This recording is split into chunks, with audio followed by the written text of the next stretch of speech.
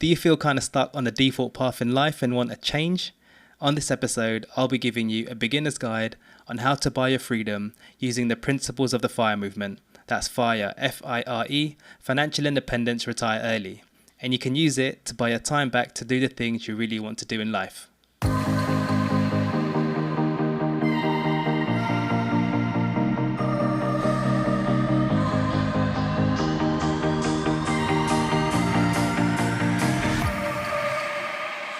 You don't have to wait until you reach financial independence to start enjoying your life.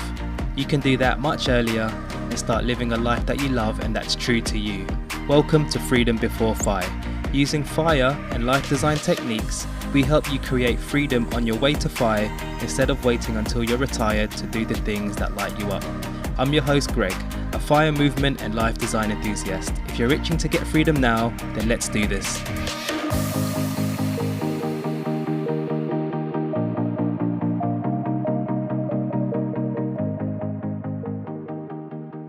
Hello, and I hope you're doing good today. So when I was looking at my first few episodes, I realized that the whole personal finance and FI side might be fairly new to some people. So today, I wanted to outline some of the basic actions we need to take to get our finances in order. It's going to be a mix of personal finance and FIRE basics to put you in a good place to buy your freedom in the future. So I apologize if this one might be quite entry level, but as they say, being an expert in anything means doing the basics exceptionally well. And in any case, it'll be a good refresher for us intermediate level players anyway. So I'll split this up into 7 basic steps for you, and I'll just jump straight into step 1 because I know you're really busy. Okay, so step 1 is being clear on what freedom means to you. It's your future life goals. At the end of the day, financial independence for me is ultimately about freedom. Have you ever sat down and thought, what exactly would freedom mean to me? Why is financial independence important to me? What exactly would it look and feel like? This is super important as you want to make sure your ladder is on the right wall before you climb it. This is essentially Freedom Before FIRE 101, knowing and creating what that future goal would look like. Some examples could be things like quitting your job, traveling more to reflect, starting a business, a career change, doing part-time work to spend more time with family or on a side hustle, or a massive goal like early retirement. Whatever it is, the key here is to be clear in what that actually means to you. Everyone has their own definition of what freedom is, and you may already have your own one. However, if you're still not sure, I highly suggest you spend some time reflecting and meditating on it. You can also listen to episode 5 where I give you tips on creating your life goals. Otherwise, here are some quick guiding questions that can help you if you're feeling stuck. An example question could be, what are my values and core beliefs in life? The second one is, am I currently living in alignment with my values and beliefs? The third one is, if not, what can I do to live in alignment with my values and my beliefs? Fourth one is, what would financial independence mean to me? And the fifth one is, how would FI help me live my core values and core beliefs? The key here is to identify what your ultimate goal or North Star is, and more importantly, why it's important to you. Whatever your goals are, just make sure it completely aligns with what you truly want and it's not another person's version of what freedom is to them. So for me, freedom means things like being able to spend more time with my loved ones, spending my days doing things that light me up and helping others, being able to take bigger risks in life, for example, taking an extended career break or being able to move to another country. Both of those last 2 things I actually done, by the way. Okay, so let's move over to step 2, which is education and financial literacy. So knowledge is power when it comes to finances. They say that investment in knowledge pays the best interest, and I couldn't agree more. Books have really changed my life. At every major pivot in my life, I'm pretty sure there was a self-development book in my corner coaching me. Now this step is hugely important. I think everyone needs to have basic financial knowledge so that we can manage our money properly and not throw it away. The key here is to learn a lot about personal finance and FIRE. Find authors, bloggers, podcasters that you resonate with and hear different viewpoints. There's lots of money advice out there, but find strategies that work for you. So I suggest get to grips with the basics of personal finance. So things like budgeting, saving, assets, liabilities, net worth, credit and debt, inflation, interest, tax and tax advantage accounts, retirement savings, pensions, compound interest, which is the eighth wonder of the world, as they say. Then you can delve into the world of financial independence and FIRE. Alright, so that was a little segue into FIRE. So what is FIRE? FIRE is an acronym for Financial Independence Retire Early. The movement's evolving a bit and the RE part is being used a bit less. As it says on the tin, the main concept of FIRE is to achieve financial independence and retire early. Usually, this is within, say, 8 to 20 years, but much earlier if you're on a sizable salary and you save a chunk of it. So you may have seen stories of people in the FIRE movement retiring in their 30s and 40s, instead of the traditional retirement age, which is around 66 plus. Essentially, the goal is to build up a massive pot of money, or what is called your FIRE number or your nest egg, which you can then withdraw a certain percentage from every year to cover your living expenses, so you wouldn't have to work. Doesn't that sound awesome? In theory, you can keep withdrawing for 30 years plus without running out of money, according to the studies. So, getting into the maths of the FIRE movement, the guideline suggests that this nest egg or FIRE number should be 25 times how much your annual expenses would be in retirement. Then you can withdraw 4% from that every year, also known as the Safe Withdrawal Rate or SWR. So multiplying your annual income by 25 really means just dividing it by 0.04. In round numbers, if you need 40k USD a year in retirement, your nest egg needs to be 1 million USD. To give you a better idea of how this works, here's a simple example. Let's say we have a friend, let's call him Jonathan. He's around 30 years old and lives in London, UK. He calculates that he needs £2,500 a month in early retirement to cover his day-to-day expenses, like food, housing, transport and what have you. If we multiply that by 12 months, that will give us an annual expenditure of £30,000. Now 30,000 times 25 would give us 750k, and that would be our FIRE number. Jonathan's target would then be to amass 750k. Now withdrawing 4% from 750k a year equals his yearly expenditure in retirement of 30k. Essentially, Jonathan would be financially independent because the interest on his investment portfolio gives him enough passive income for him not to work anymore. Alright, so just a quick note, this safe withdrawal rate or SWR can be adjusted to 3.5 to 3.75% if you're a bit more on the conservative side. Alright, now let's look at the timelines for Jonathan to reach traditional FIRE. Let's assume his annual salary was 60k. So if we said previously his annual expenses was 30k and he was able to save and invest the remaining half of his salary, this would give Jonathan a 50% savings rate. The FIRE community typically tries to aim for a savings rate that's 50% or more roughly, but that's just a guide. As long as you're able to save, as long as 1% of your income every month, that's already good in my books. As long as that's just a starting point and you increase that percentage over time. Okay, so going back to our friend Jonathan, let's say he decides to invest the remaining 50% of his income, or 30k, in the stock market, receiving a conservative return every year. Jonathan can in theory early retire in roughly 15 years using the power of compound interest, giving him the ability to retire around 45 years old. The FIRE principle is essentially stocking away large amounts of your income, then investing it to be able to withdraw from it later in the future to cover your living expenses once retired early. Alright, so now that we've got the general concept of the FIRE movement, I want to point something out. I think anyone can feel part of the FIRE community if they're actively learning and executing the principles, regardless of what money stage they're at, whether that's in debt or saving more than 60% of their income. Although I don't think they give away club cards or anything like that, unfortunately. The good thing about FIRE is that it helps you identify what you really value spending your money on, and the act of going through the journey sets you up for success even before hitting your ultimate FIRE number. Okay, so you might be thinking, how do I get this massive nest egg quicker?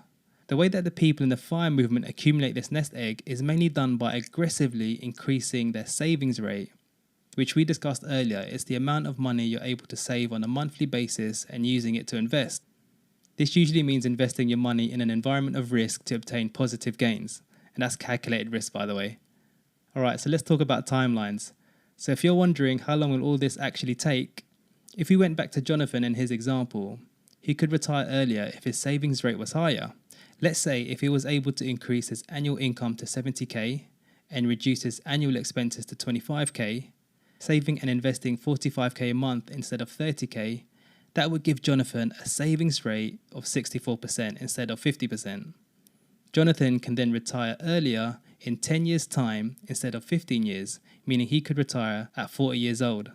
There's lots of early retirement calculators online. Just search for FIRE calculator or early retirement calculator.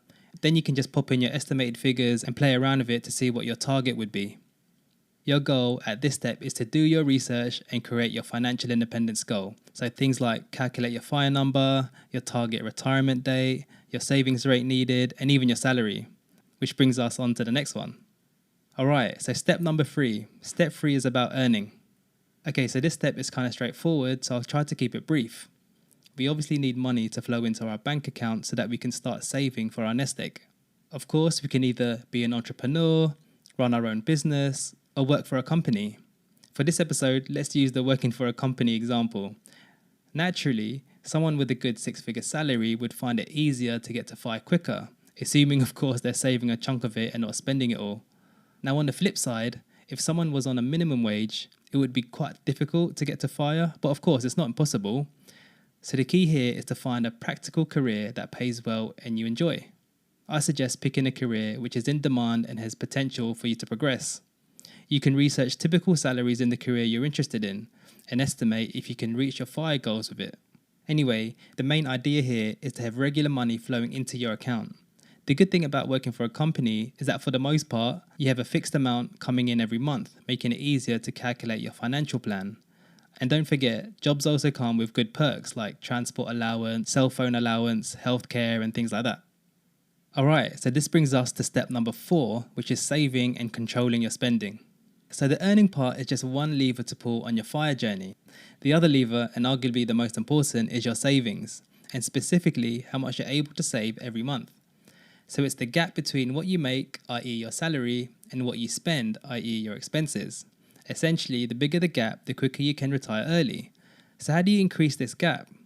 Well, you can increase your salary and or decrease your expenses. That gap is also known as your savings rate, which I mentioned earlier in the education bit. It's basically your take-home pay shown in percentage form. So for example, if you're able to save half your income, your savings rate would be 50%. You may have heard of Mr. Money Mustache and his popular blog article, The Shockingly Simple Math Behind Early Retirement. He basically broke down how many years it could take someone to retire purely based on their savings rate. So for example, based on a very conservative 5% market return, if someone was saving 25% of their income, they can retire in 32 years. If someone was saving 50% of their income, they can retire in 17 years. And then if someone was saving 75% of their income, they could retire much earlier at 7 years. As you can see, the larger the savings rate, the quicker it is you can retire. One important thing he pointed out was that increasing your savings rate has a double-edged sword. On one side, you get to save more money to invest, and on the other, you get to learn how to live more efficiently, lowering your living costs in the long run. It's a win-win. I recommend you track your monthly expenses to see where your money's going, then see where you can reduce or cut altogether. Try to tackle the big 4 first, which is housing, transportation, food, and vacations. Food was the hardest to tackle for me. I absolutely love food. Sourdough pizza, Japanese vegetable curry, ramen. My gosh, I'm just getting hungry thinking about it. Have a target savings rate and see how you can maintain it or improve on it every year. Alright, on to step 5, which is investing. So this is the point where you choose your investing strategy to accumulate your freedom budget. Okay, so there are several ways to accelerate your path to reaching your target FIRE number. Here are 4 examples. Number 1, start a lucrative business like inventing an app or a gadget, make a ton of money, then either scale it, or if you want, you can exit and sell it for loads of money. Number 2 is buy inheritance or trust fund from a family member. The third one is property investing, and then the fourth one is investing in the stock market. Now, the likelihood of inventing a product and selling it off for millions or getting an inheritance of millions is likely to be low, although absolutely plausible, so I don't want to discourage anyone here. But for today, let's focus on property and stock market investing, which are the go-to investing methods in the FIRE community. Now, you can choose either one or a mix of both. However, for me, I prefer stock market investing. Now, there's quite a bit of ground to cover in stock investing, but for now, what you need to know is that there are two types. The first one is individual stocks, which is basically just one company, or investing in index funds, which is multiple companies. And index funds is what I prefer and also what the FIRE community generally lean towards, and for good reason at that. Now, I know property investing can be lucrative, and there are lots of examples of people making a killing. For me personally, it's not the strategy that I choose. I find index fund investing way more simple and less upkeep, and I love simple.